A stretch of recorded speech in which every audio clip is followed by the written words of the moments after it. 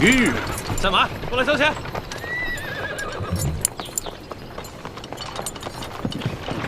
慢点。怎么了？我们要过去。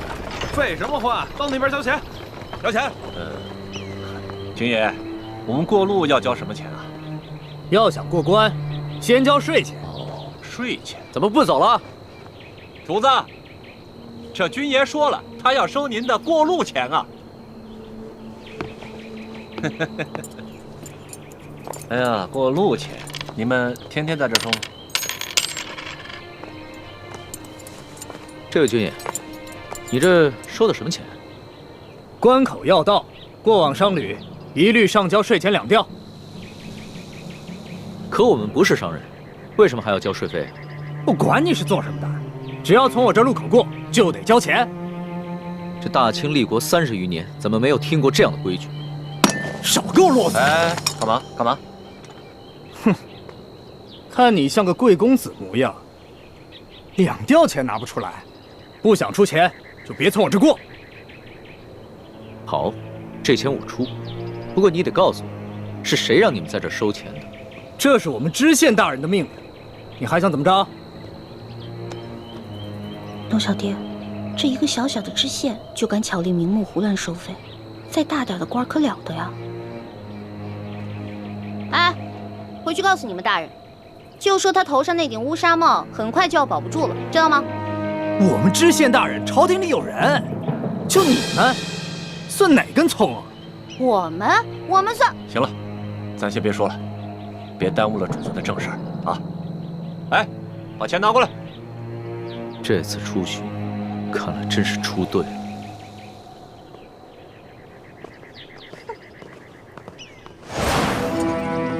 哎，进城交税。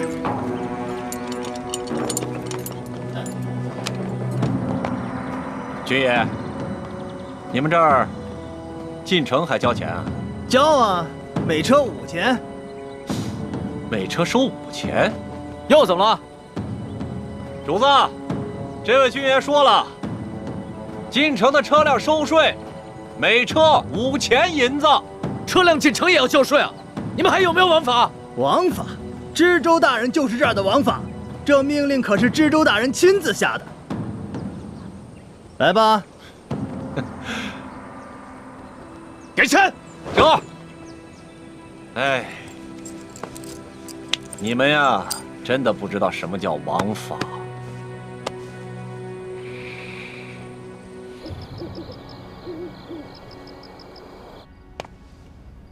朕自入山西以来，一路所见，民多疾苦，而各地方官各自为政。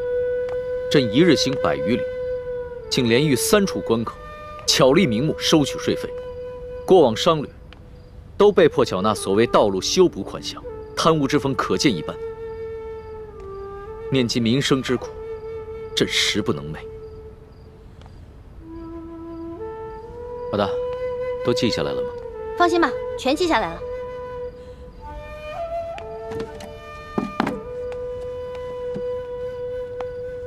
老大，你觉得我能算是一个好皇帝吗？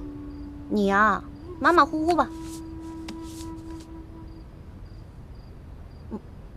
你别生气啊！你之前跟我说的，让我在你面前不能说假话，只能说真话的。要是你以前这么说的话，可能我还会不高兴。但是现在我不会了。你说的对，我确实只是一个马马虎虎的皇帝，离一个好皇帝还差得远呢，差得远呢。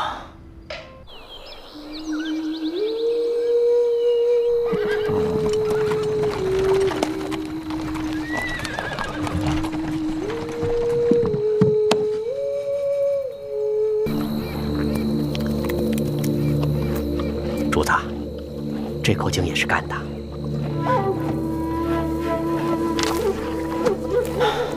进入山西以来，这旱情是越发的严重了。是啊。老人家，这口井也没水了。啊，这儿也没水了。哎呀，这可咋办呢？老汉家的水早就喝光了，此去我女儿家中，这还有10几里路呢。老人家，我这儿还有一壶水，你先拿去吧。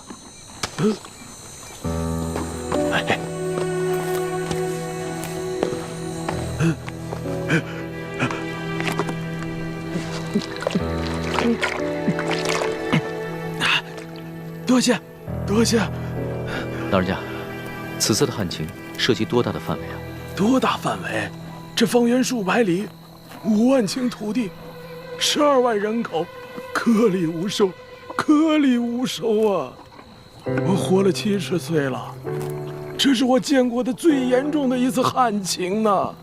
哎，多谢啊！老人家慢走。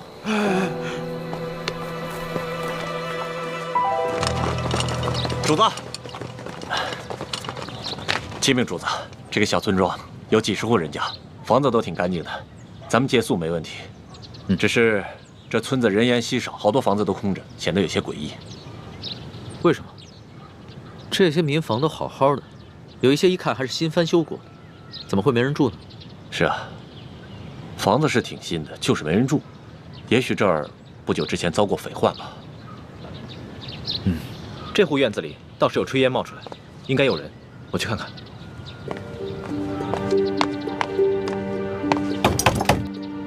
有人在吗？官爷不必再催了，老夫就是死也要死在自家老宅子里。不是官爷啊！老人家，我们是过路的外地商客，错过了宿头，能否在这里借宿一宿？房钱要多少，随便你开。不必给钱，我们这个村子什么都缺，缺水，缺粮食，缺人，就是不缺空房子。你随便住吧。老人家，此话怎讲？村民们都去哪儿了？我们这个村子遭遇了几10年不遇的旱灾，村里只剩下一口老井，每晚能渗出一点点水来。但凡有点办法的，都出去投亲靠友了；没亲没友但还迈得动腿的，也都到外面去行乞逃生去了。哎呀，只有我这等老弱病残在这儿等死。可是官家还逼得我们……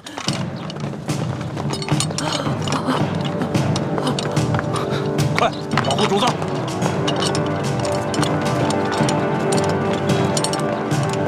这2个人好生眼熟，是不是在哪儿见过？主子，这2个就是那日在客栈里调戏世淑姑娘的人，其中那个领头的把总还被主子教训过。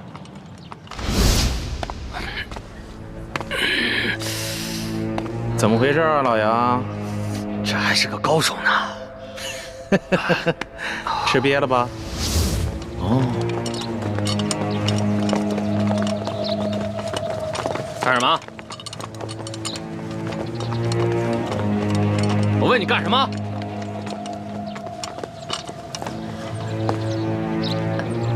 杨婆子，我还正纳闷呢，就凭你不敢抗命啊？原来是有这么一门富贵亲戚。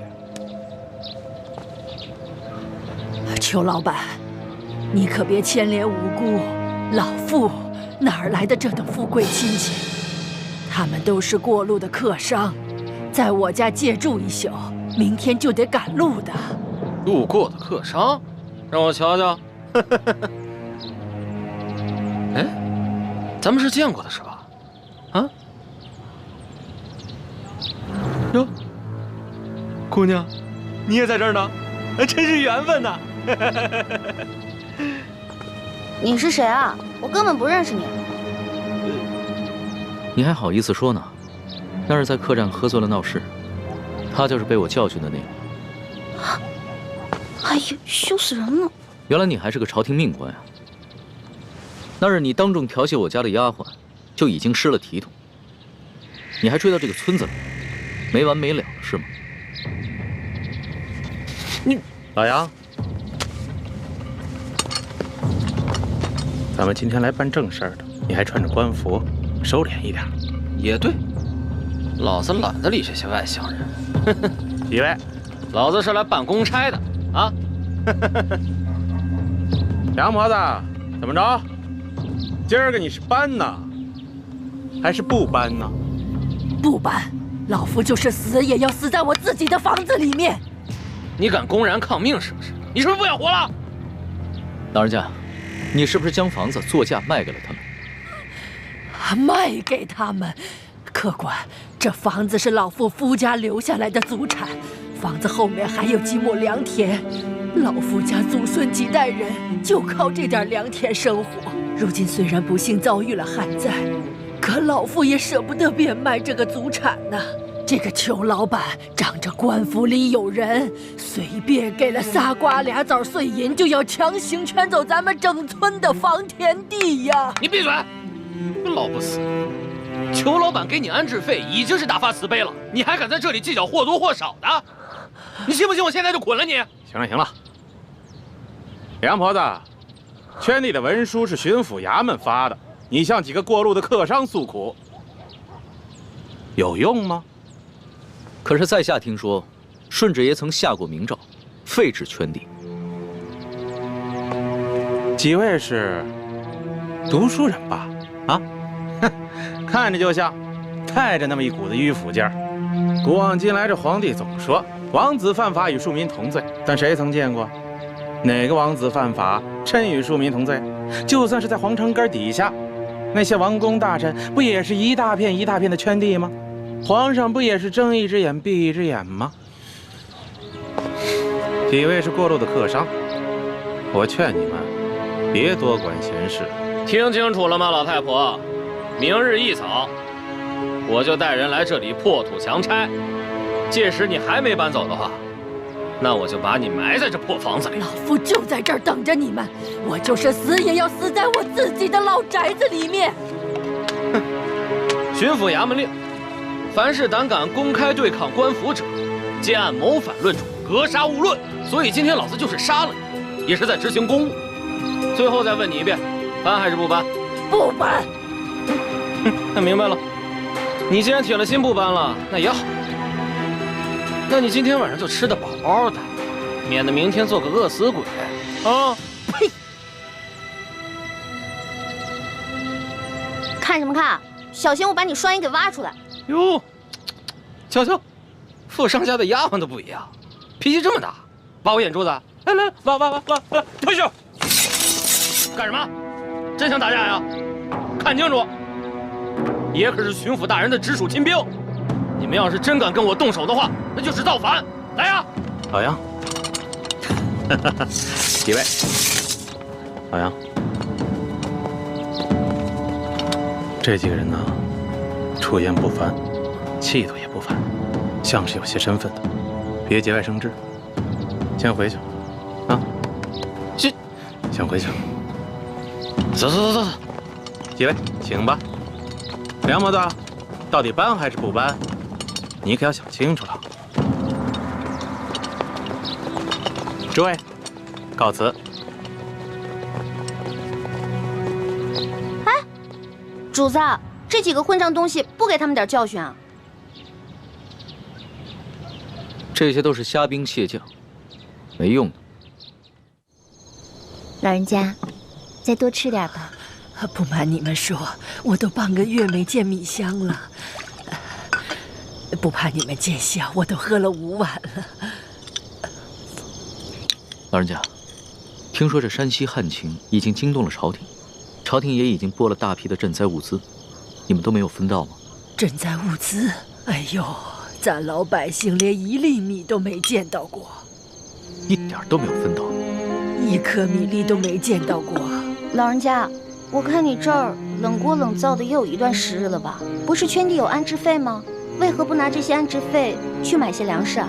别提安置费了，姑娘啊，不瞒你们说，就我们这样的地，按理来说，好歹1亩也值4、5两银子，可是上面他们只肯给1两啊，而且层层盘剥下来，有些关系的、运气好的，也只能拿到几钱呢。像我这样的老不死，就只能拿几个铜板。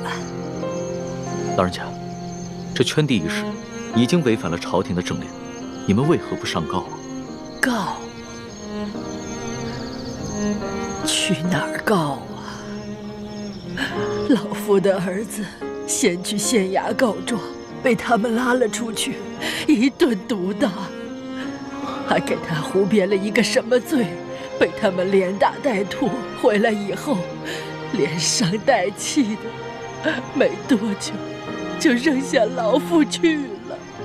老夫的孙子不服气，借了些钱去太原府鸣冤，也被巡抚大人当盗贼发配关外，至今未归，一去不回，还怎么告啊？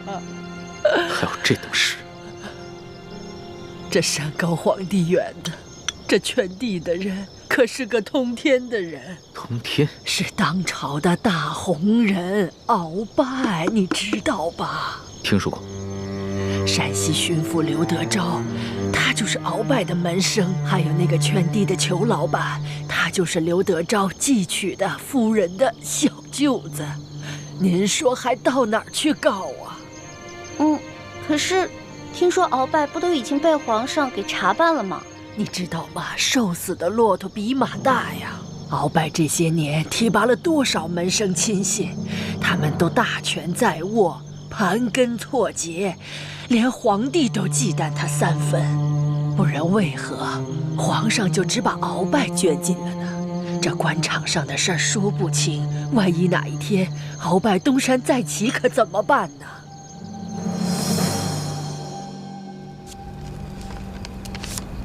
好了，主子，今天的见闻全都记下了。你小心收好，等我回京了之后，就一桩一件的查，一个一个的办。主子，消消气，今天晚饭都没有吃，保重龙体要紧啊。坐吧。是。这所见所闻，我还怎么吃得下？顺着朝就已经下的禁令，到现在还有令不止，让许多百姓流离失所，无家可归。最重要的是，他们还敢鲸吞朝廷的赈灾粮款。你爹爹的密奏，所言非虚啊。主子，那咱们可得小心了。听说这山西官场，鳌拜残存的势力不可小觑，他们掌握的地方官兵足有上万。万一他们知道了主子在微服私访，起了歹心，可了不得。小不忍则乱大谋，只能暂且忍着了。可是，他们明早就要来强拆了，这些百姓们该怎么办？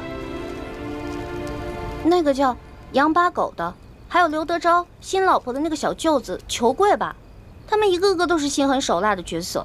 如果咱们一走，那几户宁死不搬的村民不得被他们活活给弄死啊？不会吧？这村子里还有几户人家，10几口人，我不相信他们敢全都杀了。主子还别不信，我在山东行医的时候也遇到过类似的事情，也是有几户村民不肯搬迁，那圈地的是鳌拜府上管家的表弟，直接派人在半夜里放了火，却推说是他们自己不慎烧了房子。那几户家人当中，有几个性子烈的，想要上京告御状，却在半路上被一伙身份不明的歹人给杀了，案件至今未破。啊，老奴老家也发生过这样的事情。那不搬的一家5口被灭门，却推说是得了瘟疫，其余人也都是敢怒不敢言。那怎么办呀？咱们可得救救他们呀，不然咱们走了，这些老百姓不得被那些豺狼给吃了？可现在出现伤势危急，我必须尽快赶过去看一看，听他详细汇报山西官场的情况。只有掌握了足够的证据，才能把这些豺狼一网打尽。那我们就眼睁睁看着这些豺狼把人给吃了吗？哎，师叔姑娘，现在主子的安危是最重要的。这俗话说得好，强龙不压地头蛇。主子您的身份是万万不可暴露的。这样吧，待会儿我们进村查一下，然后再做打算。哎，主子，您瞧，那户人家好像有人哎，你听，他们好像刚生完孩子。只可惜，明天一早就得拖家带口背井离乡。可怜的孩子。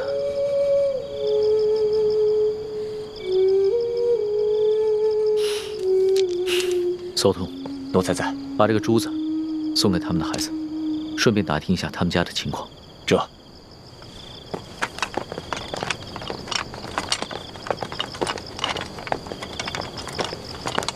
易欢呢？刚刚还在我身后呢。这丫头又乱跑。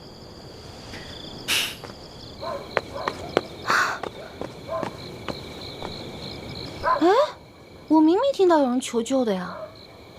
救命啊！快走！救命啊！站住！干什么呢你们？当兵的居然强抢民女啊！嘿呦，瞧这小脸够水的呀！要不一起带回去吧？就我爷见了一定喜欢。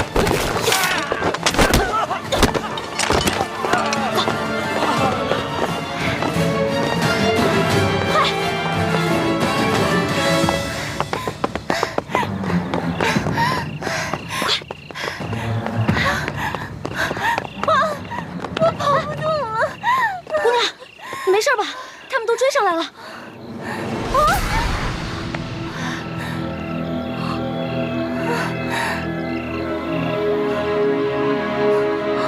天哪，她怎么长得这么像徐姐姐？难道这舒婉欣逃跑1个月了，我们也想不明白她没有报官的原因。但是，她极可能已回山西老家去找她父亲舒剑了。哎呀，此处离太原府不远了。难道她就是从明珠谷逃出来的舒婉欣？可是她一个弱女子，为何不报官，却要独自千里迢迢逃回老家呢？花儿，易欢，花儿，你在哪儿啊？在哪儿啊？易欢，来，姑娘，咱们躲这儿，快点，就这儿啊，快！哎，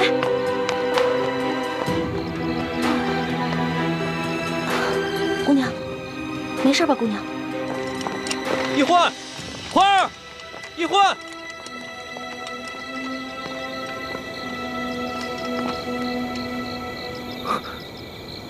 屋里好像有欢妹的呼吸声，但似乎还有另一个微弱的呼吸声。欢妹竟然没有发声，定是事出有因，不便现身。这丫头跑哪儿去了？这丫头真是太不让人省心了。易欢，没事吧？你脸白成这样，是不是特别饿啊？来，姑娘，吃吧。啊，谢谢。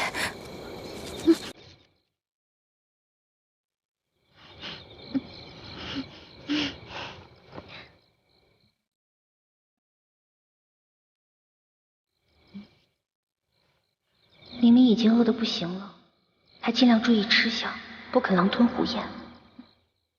看来应该是出身名门的大家闺秀啊。不好意思，我已经2天没有吃东西了。谢谢女侠仗义相救，谢谢女侠。别，太客气了。姑娘，我看你也不像这个村里的人，你为何一个人啊？你从哪儿来啊？要去哪儿啊？小女子本是山西太原府人士，途经此处，看到一处空的房屋，本打算暂借1宿，谁想到我刚住进去，就有2个官兵闯了进来，说我强占民宅，要抓我去见官。幸得女侠出手相救，小女子感激不尽。嗨，我根本不是什么女侠，我跟你一样，是途经此地的过客。你我相遇也算是缘分，不如互相留个姓名，他日江湖再见的时候也是朋友了。我叫易欢，你呢？是易女侠。易女侠武艺高强，又仗义助人。小女子能够结识易女侠，是小女子的荣幸。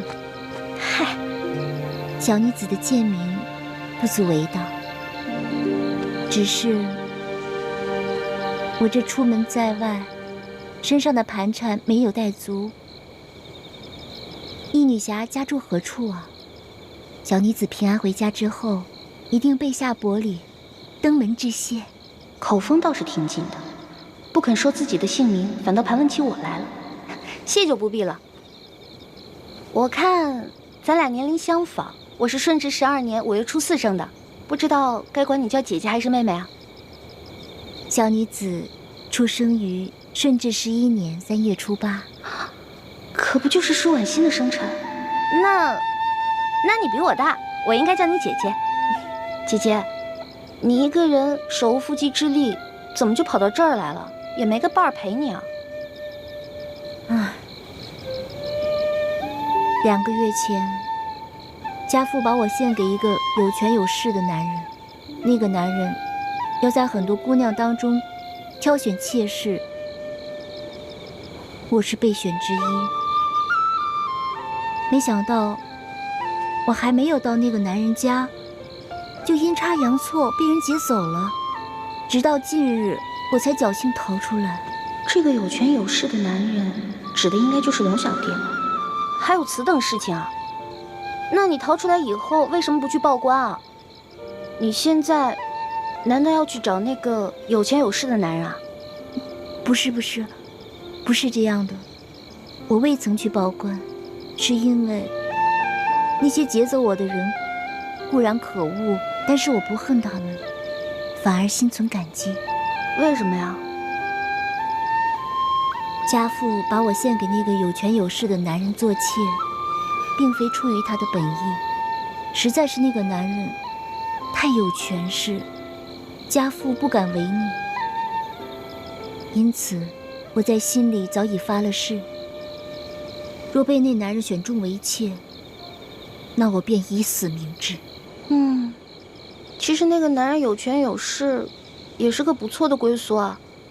你宁死不从，莫非？我看你戴的这块玉应该是鸳鸯玉吧？你戴的这块是雄的，那雌的那块，莫非姐姐已经有心上人了？啊，那我明白了。怪不得你从劫匪那儿逃了以后不去报官，你现在是想去找你心上人啊？实不相瞒，我自幼丧母，和爹爹相依为命。我是真的想在我出走之前，悄悄回一趟家，去看看家父最后一面。他说去看家父最后一面，然后就私奔。那如果他发现他爹快死了，那他肯定就忍不住露面了，这不就麻烦了吗？这院里有人！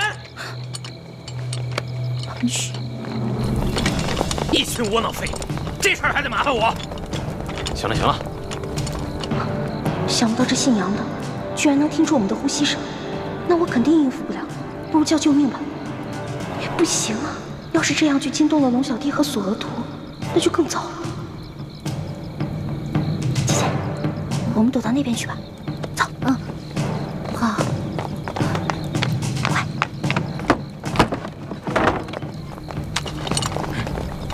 怎么了？这边，快走，跟上。这边，在那边，追！站住！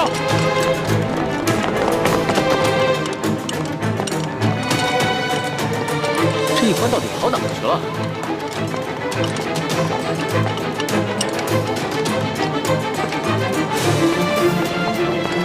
站住！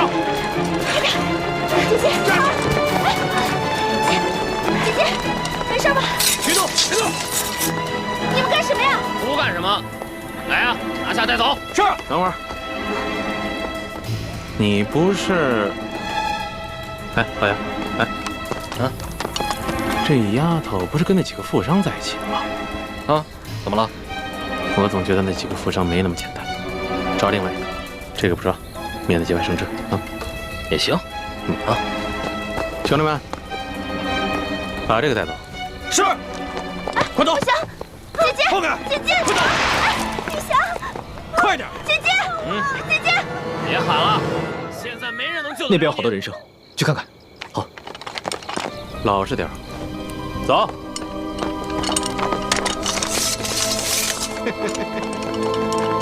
小妮子，没看出来还是个练家子。之前是不是把我的兵给打了？你脾气还真是烈呀！不过爷就喜欢骑烈马。之前你不是说要来挖我的眼珠子吗？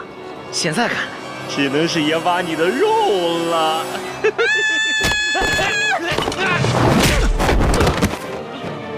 老大，你没事吧？我没事，没事。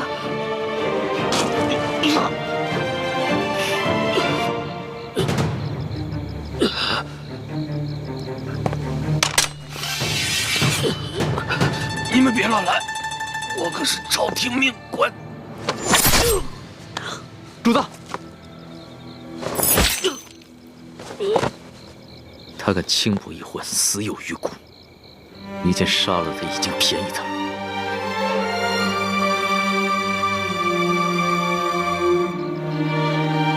这还是我平生第一次亲自动手杀人。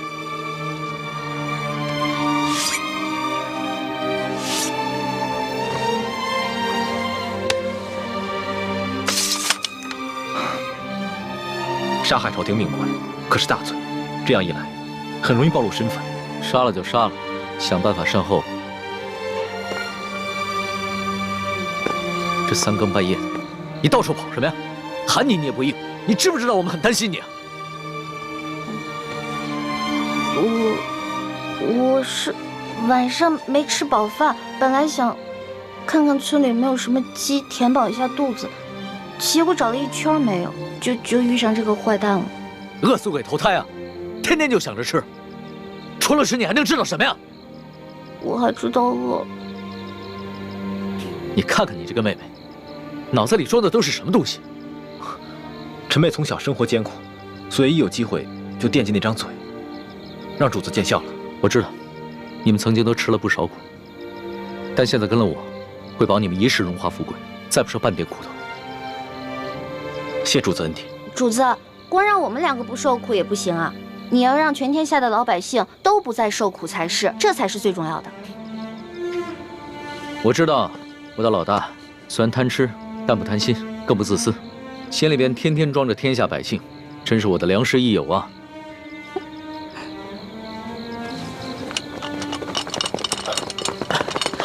主子，主子，这怎么回事？不必慌张，先找个地方把他埋了吧。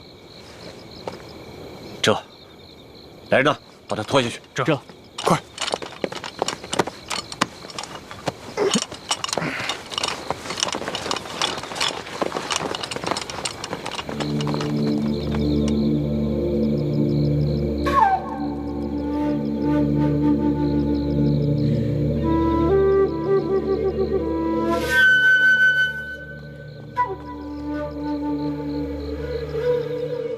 主子，那个杨八总的尸体，我已经在外面埋好了，同时奴才安排了人手守住了各个路口，现在连只苍蝇也不会再飞进来了。办得好。对了，再有人来打探消息的话，先不要杀掉，悄悄把他们拿下，找一个地方关押起来，到时候他们也是人证之一。这，还有，这村子里边剩下5户人家11口人。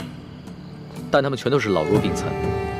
左土，挑几个可靠的人去找一个安全僻静之地，务必在天亮之前把他们全部转移。这，哦对了，他们都是老弱病残，就把我那辆马车拨给他们。这，马三，我们走。这，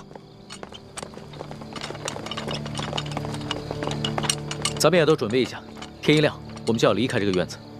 主子，这才3更天，你先回屋休息吧。等我们收拾好了以后再叫你出来。好，明儿再赶1天的路就能见到书剑了，到时候肯定有很多事情要等着我处理，所以啊，我是应该好好养养神了。那我给您点一炉安魂香吧，不然你睡不好又该胡思乱想了。不容易啊，会体贴人了啊。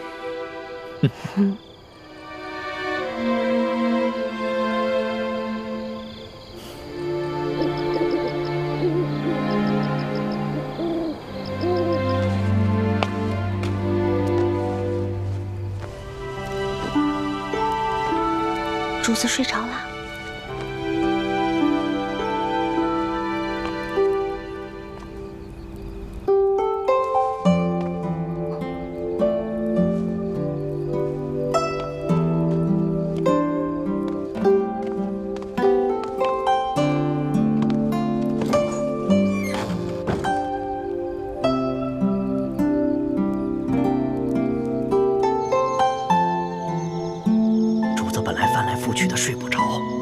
闻了你一个什么香，马上就睡着了。你说，到底给主子闻的是什么香？就是普通的安魂香，您放心吧，对身体无害的。真的？真的，叔父，我怎么可能骗您啊？哎呦，你就不要再叫我叔父了，好不好？咱们最好是永远都不要认亲。哎呦，易欢，我求求你了，你千万不要对主子有什么不好的心思，更不能想着要去害他，否则连我都活不了了。哪有？我怎么可能害我的龙小弟呢？我也绝对不允许任何人害我的龙小弟的。你说的话，我也不知道是该相信还是不该相信。但是我告诉你啊，我伺候过3个主子，咱们现在的主子是最好最好的一个。哎，你不是说过要为什么？要为天下苍生、黎民百姓着想？哎，是不是这么说的？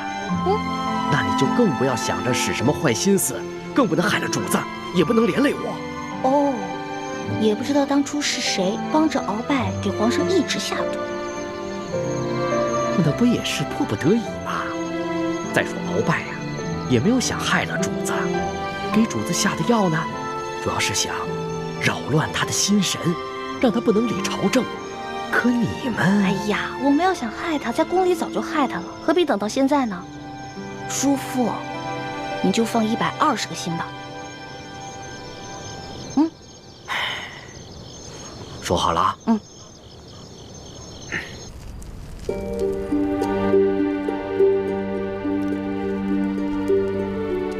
我给康熙下的安魂香的分量很轻的，索额图在安排村民，很快就会回来，咱们得抓紧时间。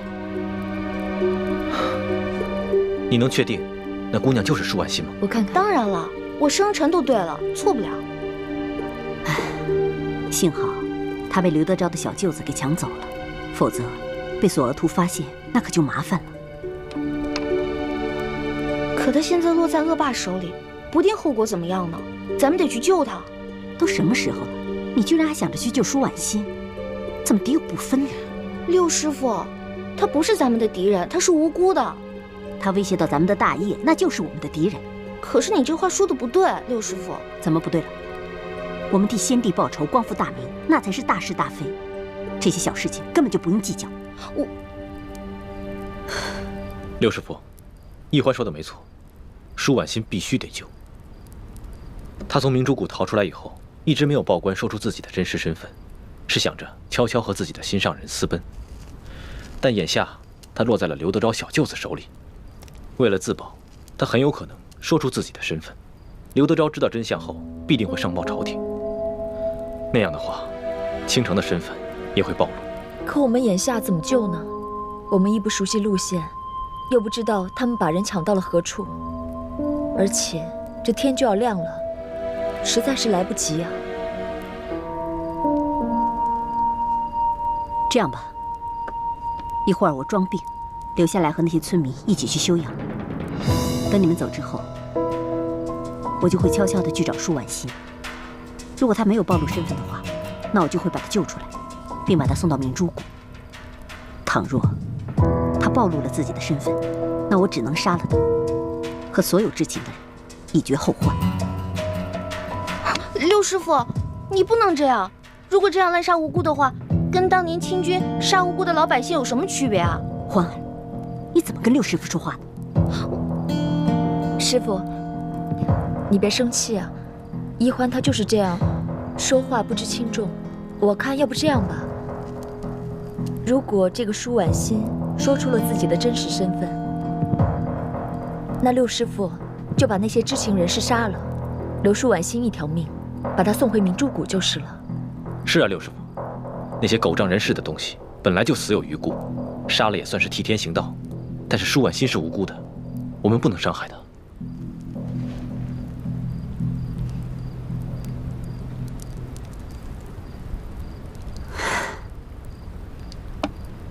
既然太子都已经这么说了，那就这么决定吧。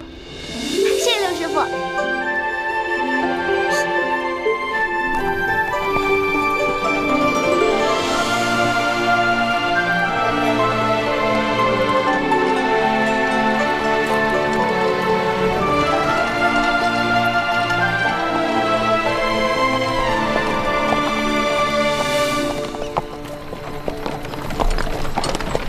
这雪嬷嬷昨晚还好好的，怎么一下子就病了？其实昨天白日里，雪嬷嬷就有些不舒服，她只是在硬撑着，没敢禀报主子。臣妾已经拜托那些村民照顾她，想来养上几日也就没事了。只是她这一病啊，你就没人伺候。主子能够恩准臣妾出宫省亲，已经是对臣妾格外开恩了。这些小事情，臣妾自能克服。还是你省心，不像某些人，就知道给我添乱。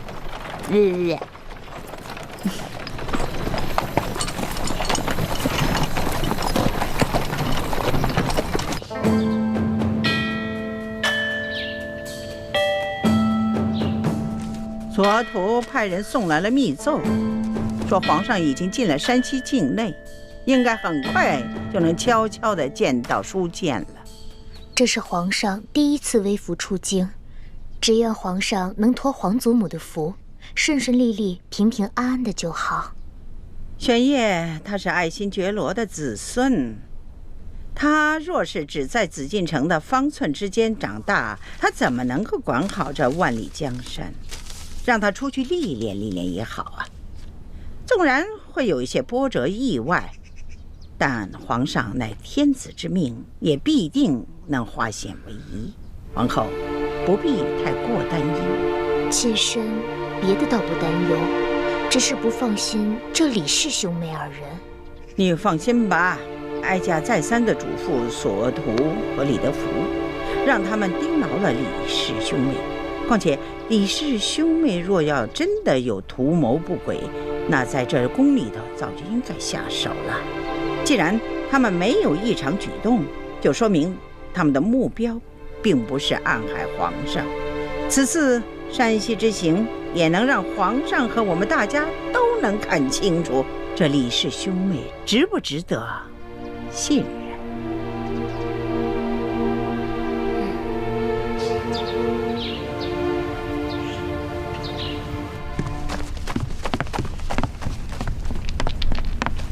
官儿啊，杨八总找着了，找着了。不管他说出什么理由，先拖出去给我打50军棍。此风不可长啊！居然敢不声不响的玩失踪，这以后这对我还怎么办？还军什么棍呢？人是找着了，在一棵杨树底下埋着呢。死了，死了。肋骨断了几根，而且被一箭穿心。我纳闷呢，淮阳村的10几个村民没这个能耐啊，除非是那几个外地来的客商，他们带了一群保镖，而且个个身手不凡。二公子，这钦差大人迟迟不来，难道咱们就一直在这傻等吗？时常有人在皇上面前进谗，说我们平西王府的人居功自傲，不把朝廷放在眼里。眼下出了这么大的事，皇上又特命钦差来此查案，我等自然应该恭敬些，以免落人口实才是。二公子，如此维护平西王府的声誉，若是让王爷知道了，一定会非常欣慰的。我只是在做我的分内之事，我父王知不知道，都不重要。所以说，王爷的这几个儿子里，就属二公子最为人后。吴公子，钦差大人还没有来吗？应该快了吧？那我们兄妹二人可需要回避一下。那倒不必，二位都是我无应期的朋友，刻意回避当然不需要。但是，如果二位不习惯接待朝廷要员的一些繁文缛节，当然也可便宜行事。待我事情处理完毕之后，再与二位一同上京。那我们多一事不如少一事，不如我们就留在自己房里吧。也好，那就随姑娘的意。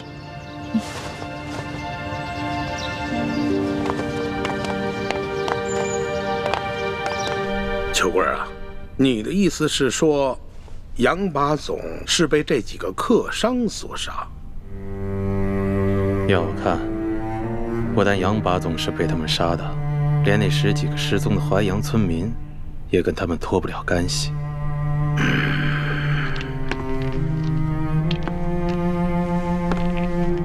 老爷，我看这几个客商身份可疑，行踪诡异，您是不是得派人去查一查，他们究竟从何处入我山西境内，又去往何处，有什么来头？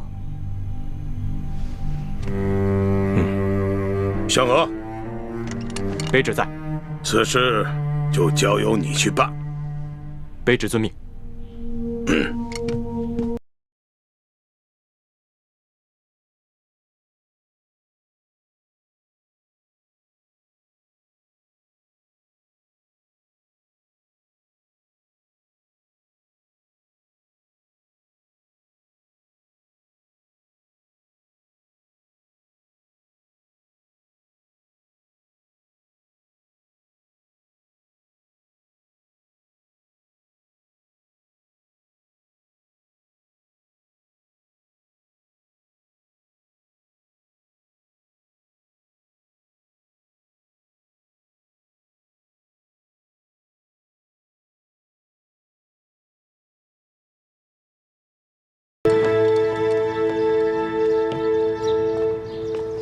不知可是钦差大人到了？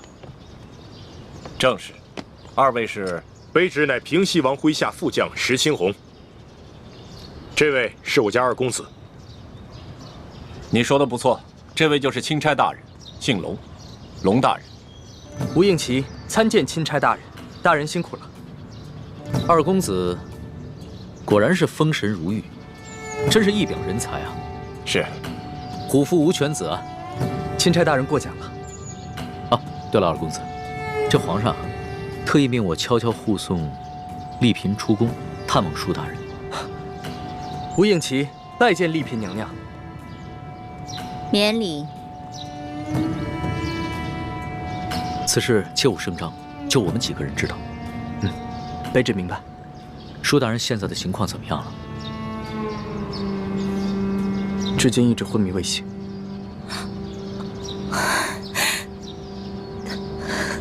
丽嫔娘娘，别伤心了，说不定等会儿舒大人见到娘娘，就会醒过来了。秋贵啊，你说这几个村民怎么会无缘无故的失踪了呢？而且这些剩下的村民皆是一些老弱病残，你说他们都去了哪儿了呢？要说他们杀了杨把总，是因为杨把总调戏了那个客商的婢女，他们失手杀人再埋尸，这说得过去。可是为什么要带走那10几个村民呢？这不合乎情理啊！难不成他们是想将这些村民留作证人，将来去京城告御状不成？有这个可能。淮阳村的梁老婆子一直都是个刺儿头。哎，你想啊，他儿子告状被咱们给弄死了，他孙子接着告，咱们给他发配关外，他能跟咱们善罢甘休吗？而且就这么巧，那几个客商就投宿在他家里，他肯定没少说咱们的坏话。说，还有脸说？消消气。既然知道这个老婆子是个刁妇，为什么早不处理啊？留下如此之祸患？我哪知道啊？他一个老婆子风烛残年了，有上顿没下顿，能活几天呀？谁成想半路杀出个程咬金，跑出这么几个客商来。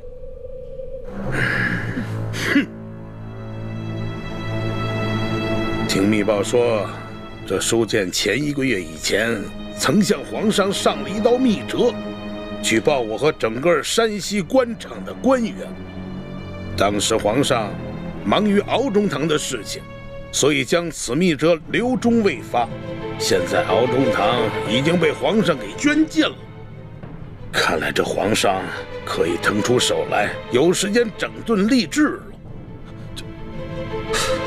那不成那几个神秘的客商是来自京城的密使。什么？什么意思？什么意思？来干什么来了啊？你慌什么？我告诉你，现在整个山西的官场那就是铁板一块，只要书建一死，任谁都查不出什么。你说的轻巧，书建什么时候死啊？他什么时候死？就最后这么一口气，他什么时候咽？他绝活不过今晚。哦。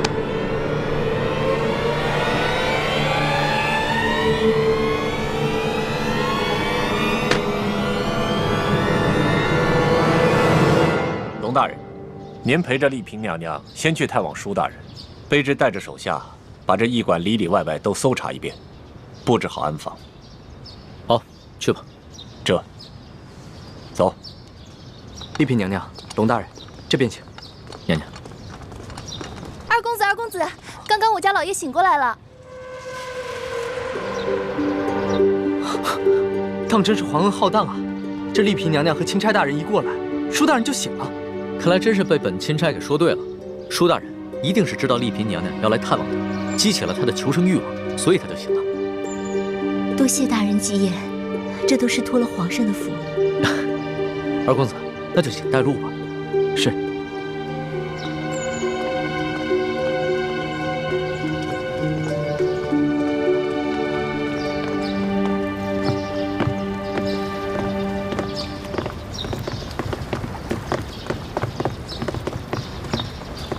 娘娘，舒大人就在这个房间养伤。哦，对了，皇上有一封密诏要我单独交给舒大人，有劳二公子先行回避一下。啊，好，那我等告退了。嗯。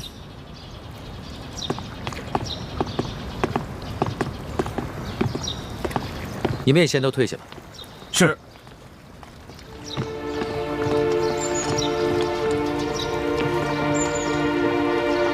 一欢，你们三个就先在门口候着吧。好，这婉欣，等会儿见到你爹，一定要控制住自己的情绪，千万不能太过激动或者悲伤，要不然的话，很可能会刺激到你爹。这样的话，他的伤势很可能会更加严重。是，臣妾遵旨。进去吧。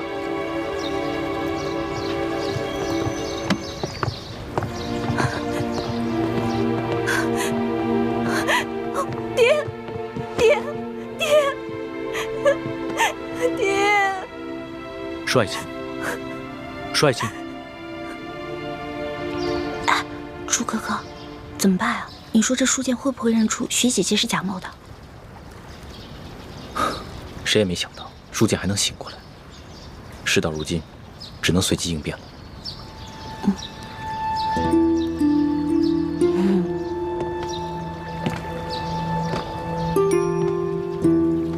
你们两个在悄悄商量什么？什么都没说。我明明看见你们两个在悄悄商量。你们一定有企图，我可告诉你们，我在这宫里30多年，好不容易才有今天，你们两个可不能让我连紫禁城都回不了。叔父放心，我保证，你跟康熙都能平安回京。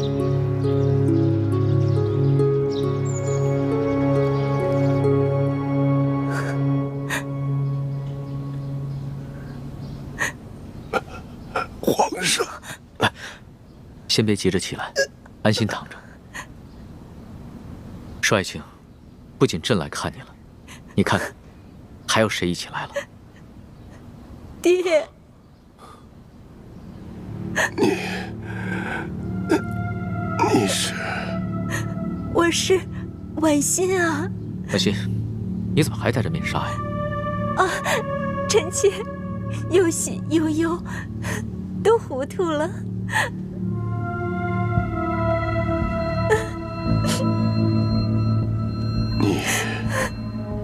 你是婉欣？真的是婉欣？你怎么来了？舒爱卿，朕知道你只有这么一个女儿，所以啊，朕特意带她来一同探望你。临出宫前啊，朕已经封婉欣为丽嫔了，入主永和宫。谢主隆恩。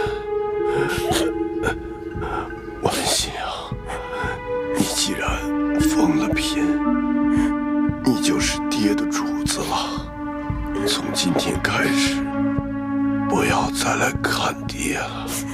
要好好的伺候皇上。婉心，你忘了刚刚朕怎么跟你说的？别老顾着哭啊！皇上，臣妾忍不住，臣妾忍不住。行了，那你先去一边，稳定稳定心思。朕先和你爹说几句话。是。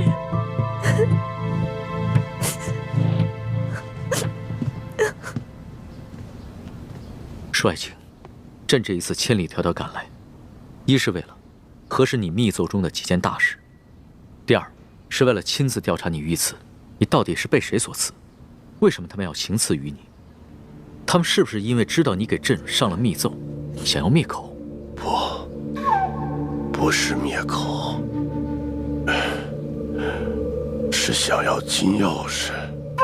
此刻身手非凡，绝非普通劫匪，是臣拼死保护金钥匙，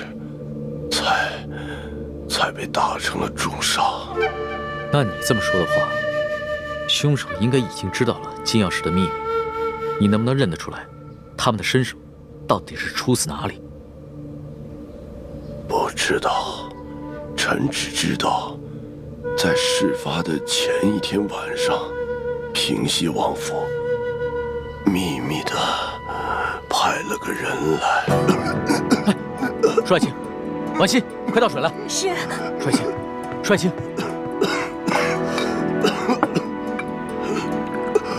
舒爱卿，你先缓过这口气再说。爹，来，喝口水来，小心。再来一口。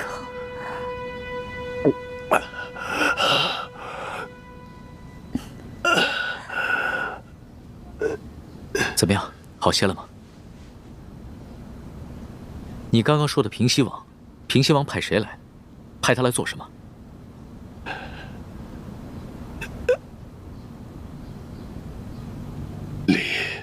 丽嫔娘娘，你怎么瘦了这么多，下巴也变尖了？爹，女儿是思念您啊。虽说皇上对臣妾特别好，可是女儿每每想到爹爹您岁数大了，身边又没一个知冷知热的人，女儿这心里就放不下呀。可是你这眼神跟从前也不一样啊。爹，您糊涂了，女儿已进宫数月，哪能跟在家里当姑娘时一样啊？面色怎么也变了？这连日来赶路，女儿染了风寒，吃几副药就好了，爹爹不用挂心。啊！爹！舒爱卿，舒爱卿，舒爱卿，李太医，李太医，主子怎么了？你看看，舒爱卿晕过去了。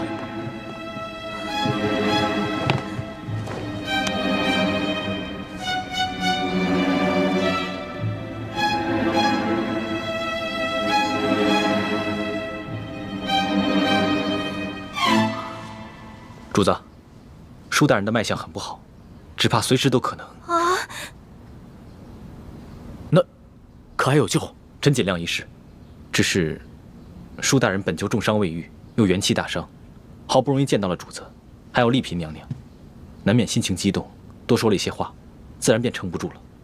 至少3日之内，不宜再让他受到任何的刺激，更不能让他说话，否则再次耗损元神，恐怕就无力回天了。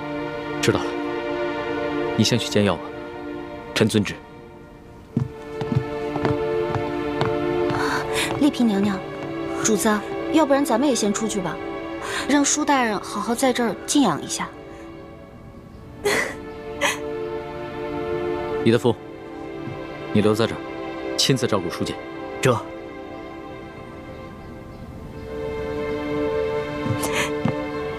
走吧。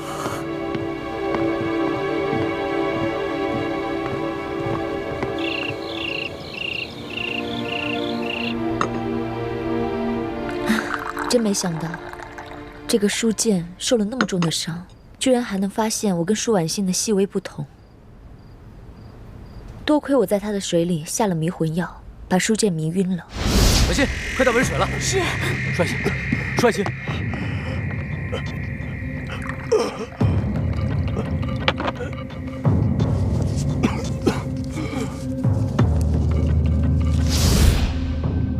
否则，他再多盘问我几句，就算我能应付得过去，康熙啊，也还是会起疑心的。也不知道六师傅找到舒婉欣了没有？咱们两边都不能再出半点岔子了，否则倾城的身份就暴露了。只有我一个人暴露不要紧，万一康熙心思那么缜密，他会想咱们在宫中的点滴细节，就会把你们两个也怀疑上的。舒婉欣就交给六师傅了。至于这个书剑，不能让他再醒过来了。你们什么意思啊？你要杀了书剑啊？不行，我不同意。书剑不同于鳌拜，也不同于刘德昭。在鳌拜权势熏天的时候，他却敢冒死向皇上上密折，为民请命，这样的好官你也要杀呀？我不懂什么国家大事，我也不明白为什么师傅们一直说要光复大明，但我只知道，在这个世上，你们跟师傅是我最亲的人。既然你们说我们是大明的子民，那我就有责任跟你们一起光复大明。可如果光复大明就要滥杀无辜的话，这我坚决不同意。欢妹，你别说了，我不听。如果你要真的杀了书剑的话，我再也不理你了。大师兄，就算易欢不反对，我也觉得这件事要在驿馆这么多人的眼皮子底下杀了书剑，这风险也太大了，稍有不慎就会被康熙发现破绽，那我们不就前功尽弃了吗？那这样吧，我试着给书剑的药中加入少量扰乱心神之药，让他暂时丧失神智。等将来风平浪静了，我再帮他恢复神智。到那个时候，我们也不必将舒婉欣软禁在明珠谷了，他们父女也能够团聚了。这个我同意。你看，其实只要我们稍微用点心思，多为其他人考虑考虑，不就有两全其美的办法了吗？只是要让书剑像鳌拜一样丧失神智，又不让人察觉，这难度比杀了他更大。但是为了不让你失望，我愿意冒险一试。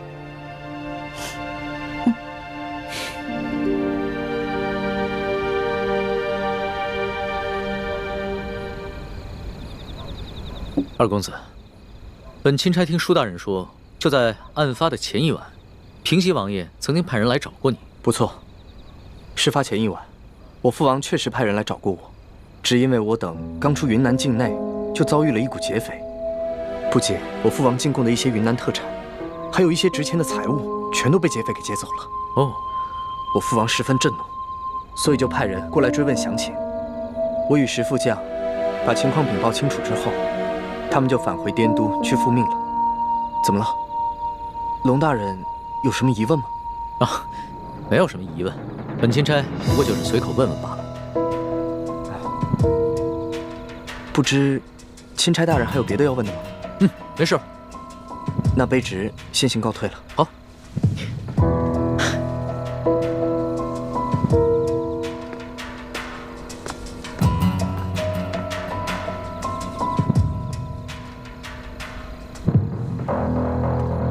这吴应奇遇到书剑之前，确实遭遇过劫匪，他们也向朝廷禀报过，所以我才会派书剑护送他们进京。只是这平西王派人来，难道真的只是为了一些无关紧要的财宝吗？你怎么看？主子，您是不是怀疑这刺杀舒总兵的刺客和平西王有关？可是，如果这平西王早就知道这金钥匙的秘密，那何必先派自己的儿子把金钥匙送往京城，然后再派人半路去抢劫呢？那你觉得谁的嫌疑最大？奴才以为，这刘德昭可是鳌拜一手提拔的，鳌拜老奸巨猾，他会不会假意向皇上禀告这金钥匙的秘密，然后暗地里又派人悄悄地来劫呢？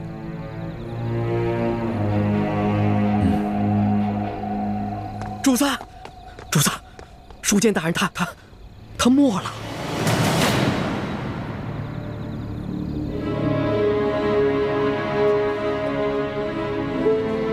奴才一直听从主子的吩咐，守在书剑大人的房门外，就连一只苍蝇也不让飞进去。可是刚半夜的时候，奴才就腹内疼痛，我等不及换班的人来，就去了趟茅厕，前后才一盏茶的功夫。等我回来，舒大人他就……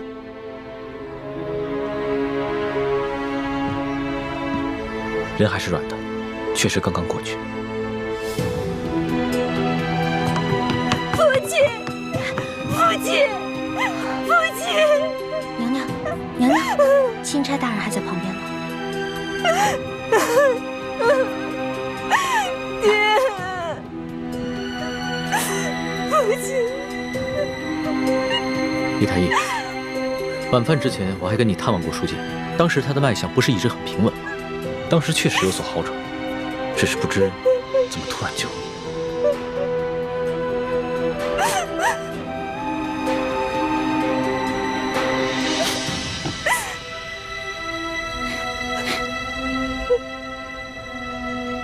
怎么了？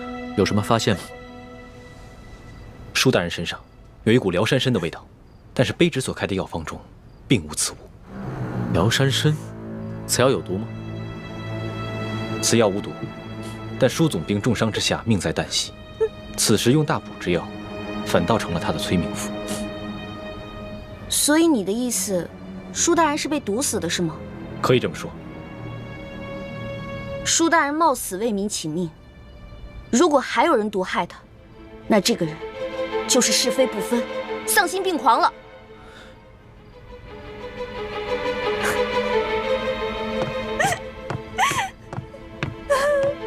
主子，卑职已将这驿馆里的所有人等全部都拘押起来了。好，你先分别询问，只要是有可疑的人，全部都带到大厅来，待会儿我亲自审问。这。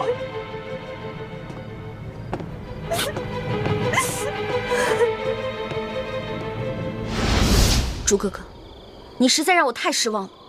欢梅，人不是我杀的。不是你杀的，不是你杀的，是谁杀的？你对我就这么没信心吗？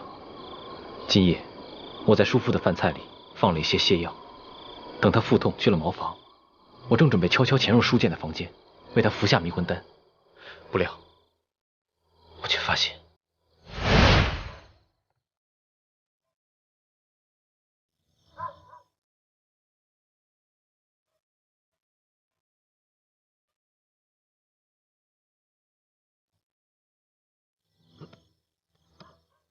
哦，肚子怎么这么疼啊？哎呦，大家换班的人怎么还不来呀？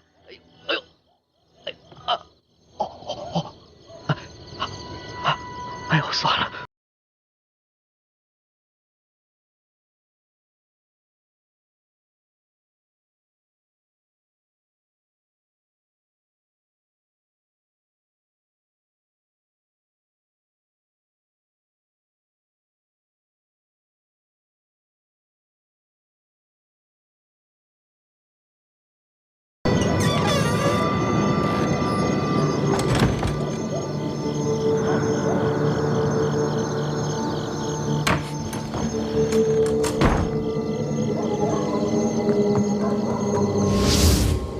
你是说有人抢在你之前杀了舒剑？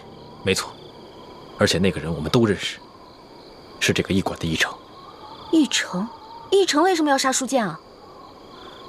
你就这么不相信我？康熙说什么你都信，偏偏我说什么你就不信。不是朱哥哥，你先别生气啊。现在听你这么一说，我心里的石头落地了。知道吗？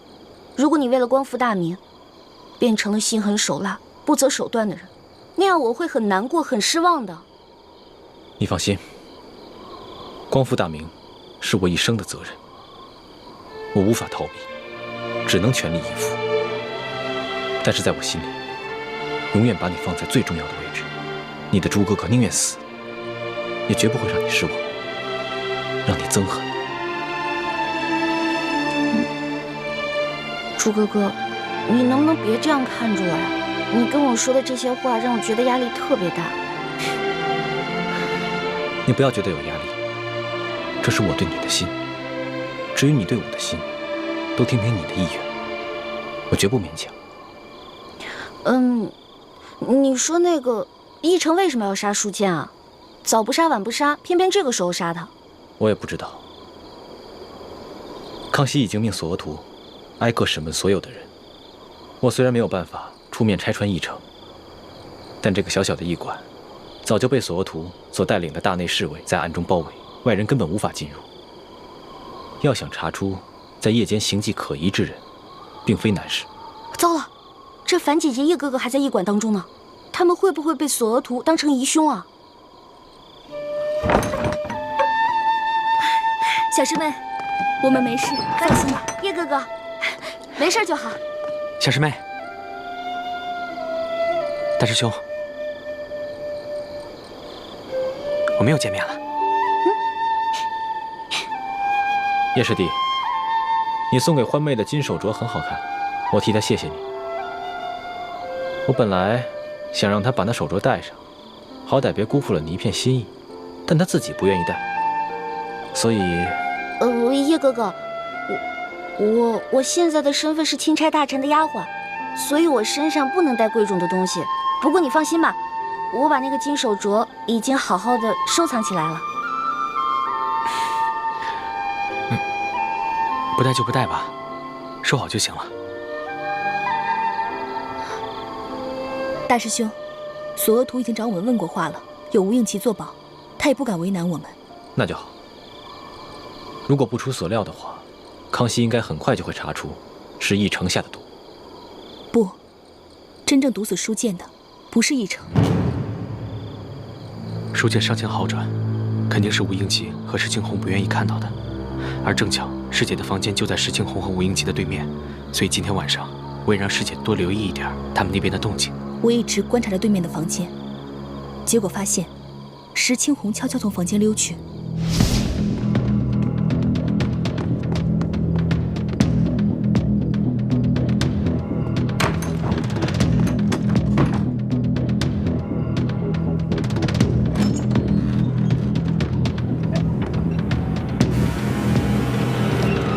那个黑衣人就是石青红。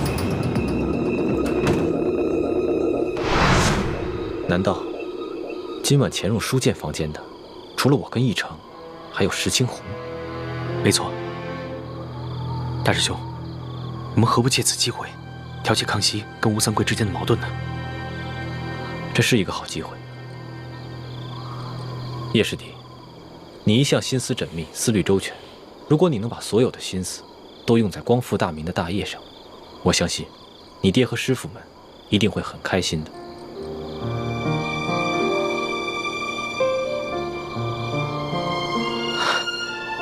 我知道了，大师兄，我一定会抛弃杂念，一心光复大明大业。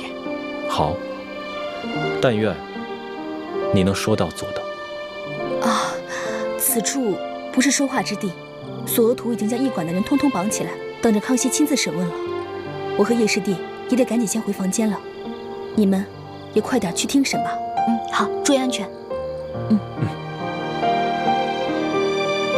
走，注意安全啊！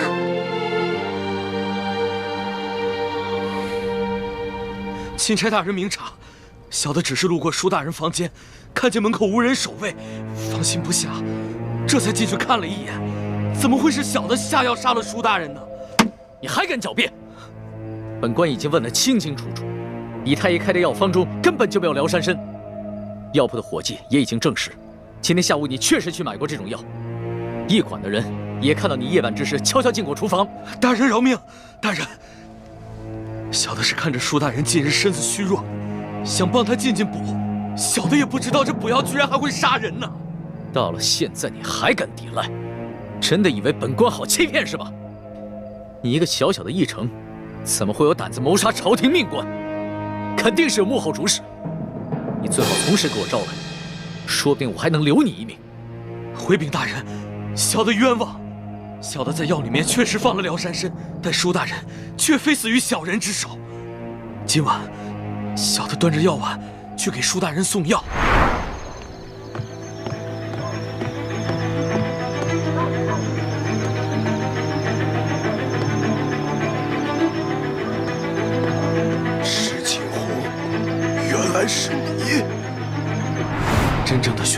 跟小人一样，是用辽山参杀人。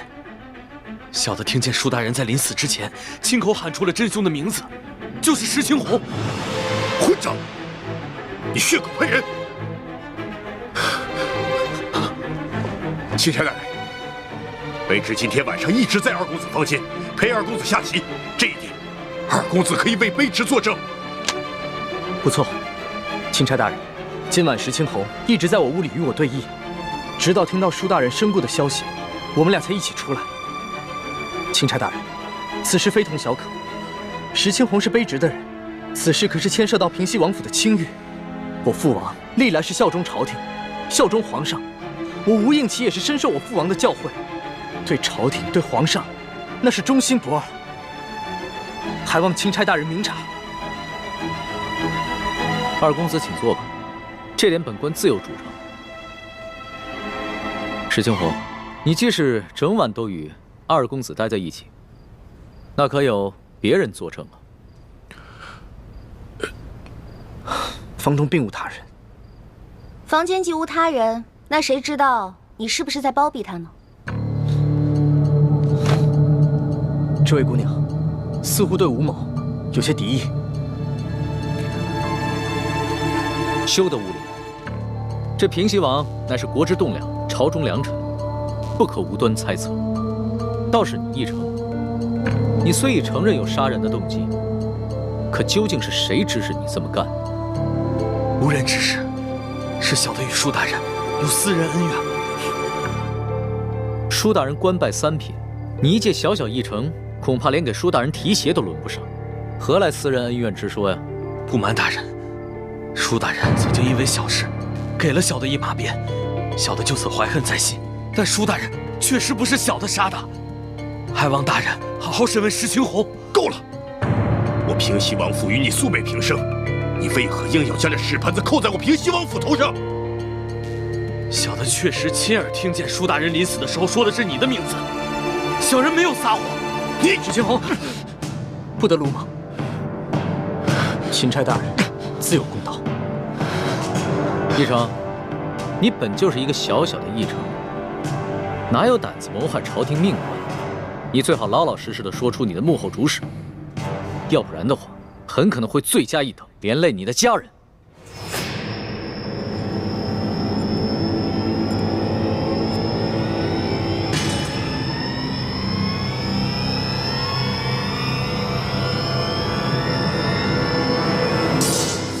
大人，小的是受人所指，可小的不能告诉你，否则小的家人就都没命了。小的有罪，可他们是无辜的。大人，就让小的以死谢罪吧。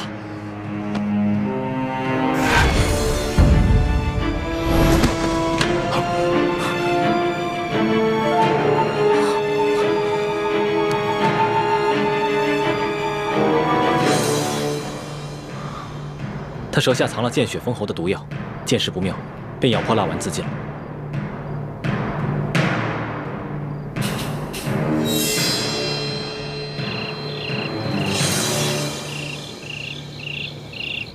今天晚上我看见的人是奕成，但是抢在奕成前面的是石青红。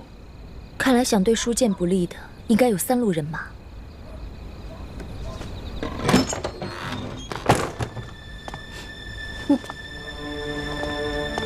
主子，李太医也在啊。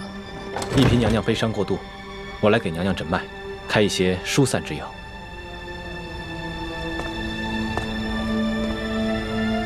婉心啊，你不要太过伤心了。你爹虽然去了，但是我会照顾你一辈子的。至于你爹的后事，你要是有什么想法，就尽管提出来。臣妾是没侥幸，一切但凭主子裁夺。行。那我决定明日一早就护送你爹的灵柩回太原府。虽然这宫里规定，这后宫的嫔妃不能因为娘家的丧事披麻戴孝，但是这是宫外，朕特许你穿素衣，以尽孝道。等回了宫以后，朕再追封你爹为从一品，以慰你爹的在天之灵。谢主子隆恩。龙小弟，你可得为娘娘的爹报仇才是。这个议程说的石青红，可是吴应琪身边的贴身侍卫。小声点，小心隔墙有耳。哦，我也怀疑这个人是吴三桂，只是此人极其奸诈狡猾，很有可能在鳌拜身边埋伏了奸细。说不定他送出金钥匙以后，才知道金钥匙的底细，再派人追回也是极有可能的。只不过吴三桂兵强马壮，雄霸一方，我暂时不想打草惊蛇。哦，怪不得主子要替他敷衍过去呢。这鳌拜的余党和吴三桂，都是我的心头大患。可是这重症不可用奇药啊。主子，这舒总兵之死，还有山西的贪腐窝案，可不是一时半会儿能够查清楚的。这为了安全起见，不如主子您早些回京吧，然后由奴才陪着丽嫔娘娘一起护送舒总兵的灵柩返乡，可好啊？索大人所言极是，主子还是早点回京吧。行了，我知道你们担心我的安危，但是这次出宫以来，所见到的事情简直闻所未闻。纸上得来终觉前，我还是想在这山西多待几天，多体察一下民情。可是主子，现在这情况实在是太复杂了，这万一出现什么意外，奴才怕是担当不起啊。身为天子，最大的威胁不是一些宵小之徒的暗杀，而是没有能力治理好这个国家，让百姓天天盼着你死。我不可能一辈子都待在深宫里面，仅凭折子来治理天下。虽然在这儿体察民情会冒一些风险，但是既是值得，也是应当。龙小弟，说得好，我支持你。以后无论你做出什么决定，我这个老大都会拼命保护你的。